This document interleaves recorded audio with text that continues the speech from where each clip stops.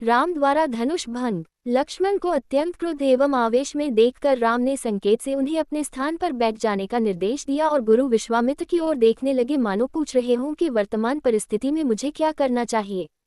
विश्वामित्र ने कहा, वत्स, लक्ष्मण ने सूर्यकुल की जिस मर्यादा एवं गौरव वर्णन किया है वह सत्य है। अब तुम धनुष पर प्रत्यंचा चढ़ाकर लक्ष्मण के वचन को सिद्ध करके दिखाओ। गुरु की आज्ञा पाकर रामचंद्र मंद गति से पग बढ़ाते हुए शिवजी के धनुष के पास पहुंचे। राम को धनुष की ओर जाते देख सीता और उनकी सखियां तथा जनकपुरी के समस्त दर्शकगण अत्यंत प्रसन्न हुए, किंतु उनकी प्रसन्नता को संशय ने घेर लिया।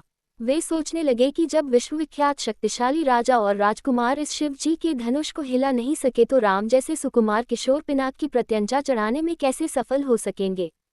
सीता भी मन ही मन परमात्मा से प्रार्थना करने लगी कि हे सर्वशक्तिमान, इन्हें इनके उद्देश्य में सफलता प्रदान करने की दया कीजिए। मेरा हृदय भी इनकी ओर आकर्षित हो गया है, अतः इसकी लाज भी आपको ही रखनी है। हे प्रभु, आप अपनी अद्भुत शक्ति से इस धनुष को इतना हल्का कर दीजिए कि यह सरलता से उनके द्वारा उठाया जा सके। धनुष के पास पहुंचकर राम ने धनुष को बीच से पकड़कर सरलता के साथ उठा लिया और खेल ही खेल में उस पर प्रत्यंचा चढ़ा दी।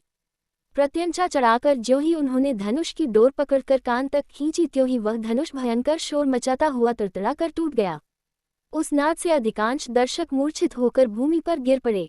सिर्फ विश्वामित्र, राजा जनक, राम, लक्ष्मण आदि कुछ ही ऐसे लोग थे जिन पर इस भयंकर स्थिति का कोई प्रभाव नहीं पड़ा। कुछ काल पश्चात जब सबकी मूर्छा दूर हुई तो वे राम की सराहना करने लगे।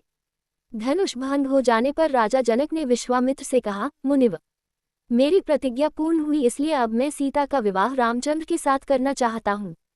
मुझे अपने मंत्रियों और पुरोहित को विवाह का संदेश लेकर महाराजा दशरथ के पास अयोध्या भेजने की आज्ञा दें। विश्वामित्र प्रसन्न होकर बोले, राजन, आपके ऐसा ही करना ही उचित है। अपने मंत्रियों को ये भी आदेश दे दे कि वे राजा दशरथ को संदेश दे दे कि दोनों राजकुमार कुशलपूर्वक यहाँ पहुँच गए हैं।